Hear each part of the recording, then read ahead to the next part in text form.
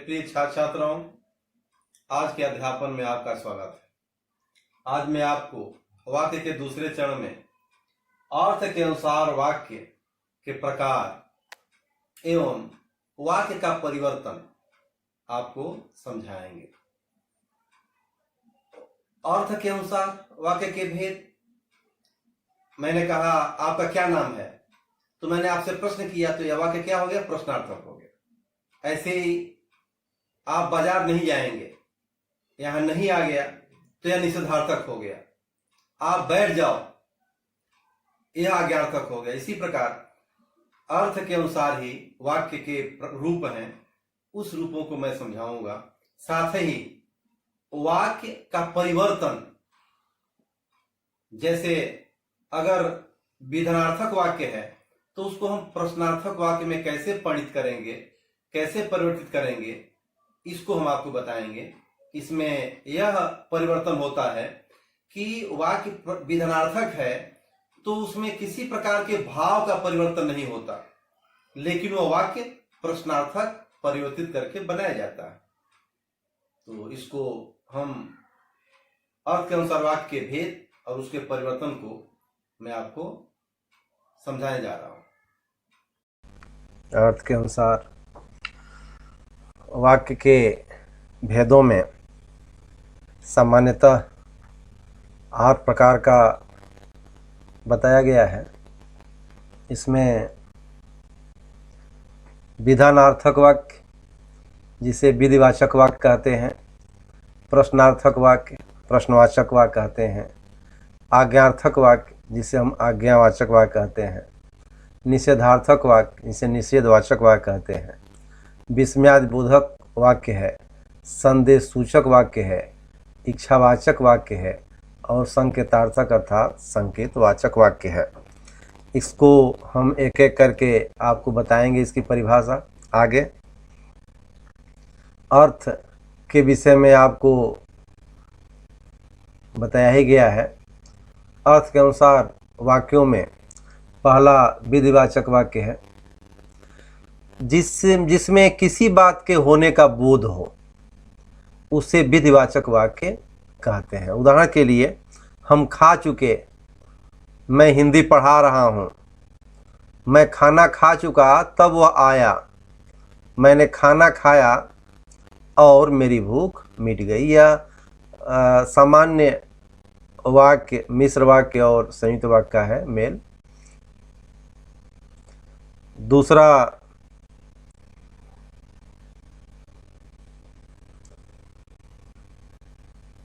निषेध वाचक वाक्य, निषेधार्थक वाक्य। निषेधार्थक वाक्य जिस वाक्य में किसी बात के न होने का बोध हो, नकारात्मकता का बोध कराने वाले वाक्य को हम निषेध वाचक वाक्य कहते हैं। यहाँ उदाहरण दिया गया है, सुशीला आज विद्यालय नहीं जाएगी, मोहन गांव नहीं जाएगा। नकारात्मकता की बात आनी चाहिए। तो ऐसे वाक्य जो हम बोलते हैं कि मैं विद्यालय नहीं जाऊंगा, रामू पढ़ने नहीं जाएगा, वह मैदान में टहलने नहीं जाएगा, तो जिससे नकारात्मकता के भाव उत्पन्न हो या निषेध किया गया हो, उसे हम निषेधवाचक वाक्य कहते हैं। तीसरा, जब हम प्रश्नार्थक वाक्य प्रश्नवाचक वाक्य, जब हम किसी से प्रश्न करते हैं, जिस वाक्य से किसी प्रकार के प्रश्न किए जाने का बोध हो, उसे हम प्रश्नार्थक वाक्य कहते हैं। हम पूछते हैं आपका नाम, आपका क्या नाम है, तुम क्या करते हो, आप किस कक्षा में पढ़ते हैं। तो प्रश्न किए जाने का बोध जिस वाक्य से हो, उसे हम प्रश्नवाचक वाक्य या प्रश्नार्थक वाक्य कहते हैं। उदाहरण के लिए देख लीजिए, तुम्हारा नाम क्या है, क्या तुमने परीक्षा पूरी तैयारी कर ली है, क्या तुमने परीक्षा की पूरी तैयारी कर ली है, क्या, कैसे, क्यों। प्रश्न का बोध कराने वाले को हम प्रश्नार्थक वाक्य कहते हैं। नेक्स्ट, आज्ञार्थक वाक्य। आज्ञार्थक वाक्य में आज्ञा का बोध होता है। जिस वाक्य से किसी तरह की आज्ञा का बोध हो, आप बैठ जाइए, आप यहाँ आइए, आप भोजन कर लीजिए, ऐसे वाक्यों को हम आज्ञार्थक वाक्य कहते हैं। तुम खाओ, तुम पढ़ो, सोहन के लिए बाजार से पुस्तकें खरीद लाओ। आज्ञा, आज्ञा का बोध कराने वाले वाक्य को हम आज्ञार्थक वाक्य कहते हैं। विस्मयादि बोधक वाक्य, विस्मय जिससे प्रकट होता है। जिस वाक्य में आश्चर्य, दुख या सुख, क्रोध, विस्मय आदि भावनाओं का बोध हो, उसे विस्मयार्थक वाक्य कहते हैं। विस्मय प्रकट होना, जैसे ओह मेरा सिर फटा जा रहा है, अरे यह क्या हो गया। यह विस्मयादि बोधक वाक्य के उदाहरण है। नेक्स्ट, संदेह सूचक वाक्य। जिससे किसी बात का संदेह प्रकट हो, उसे हम संदेह सूचक वाक्य कहते हैं। बोलते समय अस्पष्ट न हो, कोई भी बात जो हम बोल रहे हैं वो स्पष्ट न हो, तो उसे हम संदेहवाचक वाक्य कहते हैं। जैसे उदाहरण है, उसने खा लिया होगा, उसने खा लिया होगा, नहीं खाया है, खाया है, कुछ भी स्पष्ट नहीं है, खा लिया होगा, यह संदेह वाला है। वो हो सकता है वह चला गया हो, यह उदाहरण है। अब यह इससे उसके चले जाने की या वहां रुक जाने की पुष्टि नहीं हो रही है, हो सकता है वह चला गया हो। तो यह ऐसे वाक्य संदेह सूचक वाक्य कहे जाते हैं। इन्हें हम संदेहार्थक वाक्य भी कहते हैं। कदाचित वे आज कार्यालय देर से पहुंचे, संदेह वाली ही बात है इसमें। नेक्स्ट नंबर है इच्छावाचक वाक्य। इसे हम संभावनार्थक वाक्य भी कहते हैं। इच्छा, जिससे किसी प्रकार की इच्छा या शुभकामना का बोध हो, उसे हम इच्छावाचक या इच्छा बोधक वाक्य कहते हैं। उदाहरण के लिए, तुम अपने कार्य में सफल रहो, मेरी इच्छा है। यह हमारी जो इच्छा है कि तुम अपने कार्य में सफल रहो। प्रथम श्रेणी में परीक्षा पास करने पर बधाई, यह शुभकामना है। तो इस प्रकार के वाक्य जो हम दूसरों के लिए कहते हैं, यह इच्छावाचक वाक्य में आते हैं। संकेतवाचक वाक्य, इसे हम संकेतार्थक वाक्य भी कहते हैं। जहां एक वाक्य दूसरे की संभावना पर निर्भर हो, संभावना पर निर्भर हो, उसे हम संकेतवाचक वाक्य करते हैं या संकेतार्थक वाक्य करते हैं। इसका उदाहरण है, पानी नहीं बरसता तो धान सूख जाता। यहां एक वाक्य दूसरे की संभावना पर निर्भर है। जैसे पानी बरसेगा तो धान नहीं सूखेगा, पानी नहीं बरसता तो धान सूख जाता। अर्थात पानी बरसा तो धान नहीं सूखा। यह पानी बरसने से संबंधित या धान के सूखने से तात्पर्य है। पानी नहीं बरसता तो धान सूख जाता। यदि तुम खाओ तो मैं भी खाऊं, तुम खाओगे तो मैं खाऊंगी, यदि तुम खाओगे तो मैं खाऊंगा। एक वाक्य दूसरे की संभावना पर निर्भर है। इस प्रकार आपने अर्थ के अनुसार वाक्य के भेद देखा। वैसे इसमें 13-14 वाक्य भेद हैं।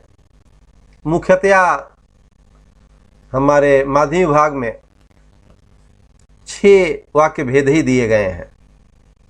2 और उसमें जोड़ दिया गया, यानी 6 रहेगा। मैंने 8 बताया है। तो अभी तक आपने अर्थ के अनुसार जो आप बोलेंगे वह भेद माना जाता है। इसी में वाक्य परिवर्तन किया जाता है। अर्थ के अनुसार वाक्य भेद में ही वाक्य परिवर्तन आता है। इसमें वाक्य परिवर्तन से अभिप्राय है कि किसी वाक्य को दूसरे प्रकार के वाक्य में बिना अर्थ बदले, ध्यान दीजिएगा, एक वाक्य जो भी दिया गया है उसको निर्देशित वाक्य अर्थ के अनुसार निषेधार्थक, आज्ञार्थक, विधानार्थक या संदेहास्पद, संदेहार्थक आदि वाक्यों में परिवर्तित करने के लिए रहेगा। लेकिन जो वाक्य रहेगा परिवर्तित करते समय दूसरे वाक्य में परिवर्तन तो दूसरे वाक्य में ही करना है जो निर्दिष्ट है, लेकिन मूल जो वाक्य है उसका जो अर्थ है उस अर्थ में किसी प्रकार का परिवर्तन होना नहीं चाहिए। वाक्य परिवर्तित कीजिए लेकिन उसके अर्थ को अर्थ में कोई परिवर्तन नहीं होना चाहिए। किसी वाक्य को दूसरे वाक्य में बिना अर्थ बदले परिवर्तन करने की प्रक्रिया को वाक्य परिवर्तन कहते हैं। किसी भी वाक्य को उनके मूल अर्थ में बिना विकार उत्पन्न किए, विकार मतलब बुराई, यहाँ बुराई से मतलब नहीं है, विकार मतलब किसी प्रकार की विकृति उस वाक्य के अर्थ में नहीं आनी चाहिए, बिना विकार उत्पन्न किए हुए। भिन्न भिन्न वाक्य प्रकारों में हम परिवर्तित करते हैं। इसके कुछ उदाहरण नीचे दिए गए हैं। 2 कॉलम बने हैं, पहला वाक्य का और दूसरा परिवर्तित वाक्य का। इसमें यह लगभग विधिवाचक वाक्य ही रखा गया है, विधानार्थक वाक्य ही रखा गया है और इसको 2-3 वाक्यों में परिवर्तित कर दिया गया है। इसको ध्यान से देखेंगे, है तो देखने में टेढ़ा लेकिन समझ जाएंगे तो बहुत ही सरल है। माध्यमिक बोर्ड में 1 अंक का यह वाक्य परिवर्तन आता है, अर्थात 10वीं के बोर्ड में और 9वीं के एग्जाम में भी और 10वीं के बोर्ड में भी 1 अंक का वाक्य परिवर्तन आता है। अर्थ के अनुसार जो वाक्य के भेद हैं उसी वाक्य का कोई वाक्य रहेगा और उसका हम परिवर्तन करेंगे। दिया गया है, पहला विधिवाचक वाक्य है, वह मुझसे बड़ा है, वह मुझसे बड़ा है। इसका हम निषेधवाचक वाक्य में परिवर्तन करेंगे। निषेधवाचक का वाक्य अर्थात वाक्य नकारात्मक होना चाहिए, लेकिन वह मुझसे बड़ा है तो वह मुझसे बड़ा नहीं है, नहीं आ गया, निषेध हो गया। लेकिन यह सही रहेगा क्या? गलत रहेगा, क्योंकि यहाँ वह मुझसे बड़ा है और फिर मैंने चेंज कर दिया वह मुझसे बड़ा नहीं है, तब तो विरोधाभास हो गया ना। इधर विरोधाभास नहीं हुआ, विरोध हो गया, सीधे विरुद्ध हो गया। अब इसका परिवर्तन हम यूं करेंगे कि यह इसका अर्थ परिवर्तित न हो और वाक्य निषेधात्मक हो जाए। आइए, वह मुझसे बड़ा है, वह मुझसे बड़ा है। इसका निषेधवाचक वाक्य कैसे होगा? मैं उससे बड़ा नहीं हूं। वह मुझसे बड़ा है, मैं उससे बड़ा नहीं हूं। यानी जिसके लिए वह आ रहा है, तो यहां भी दिया है कि भाई मैं तो छोटा हूं उससे, तो उसको मैं उससे बड़ा नहीं। हाँ, दूसरा देखिए, अपने देश के लिए हर भारतीय अपनी जान देगा। इसका निषेधवाचक वाक्य क्या होगा? अपने देश के लिए कौन भारतीय अपनी जान न देगा। देगा यहां आ गया है पहले वाले वाक्य में, तो यह देगा न देगा। तीसरा, थोड़ी बातें हुई, थोड़ी बातें हुई। इसका निषेधवाचक वाक्य क्या होगा? अधिक बातें नहीं हुई। थोड़ी बातें हुई, इसका परिवर्तन हो गया निषेधार्थक में, अधिक बातें नहीं हुई, इसका भाव भी परिवर्तित नहीं हुआ। नेक्स्ट आइए, गंगा भारत की सबसे बड़ी नदी है।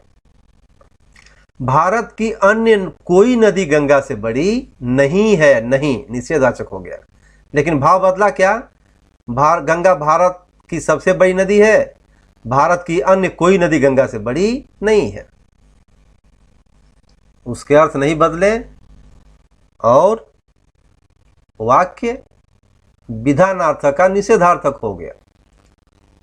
नेक्स्ट नंबर, उसका आदमी भी बेकार है। बेकार माने बिना काम का।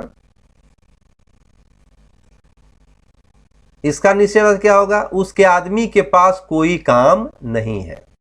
बेकार है, कोई काम नहीं है, निषेधात्मक हो गया। लेकिन उसका आदमी बेकार है तो जब काम नहीं रहेगा तो बेकार ही कहा जाएगा ना, अर्थ में कोई परिवर्तन नहीं है। अब नेक्स्ट देख लीजिए, विधिवाचक वाक्य का प्रश्नार्थक वाक्य में परिवर्तन।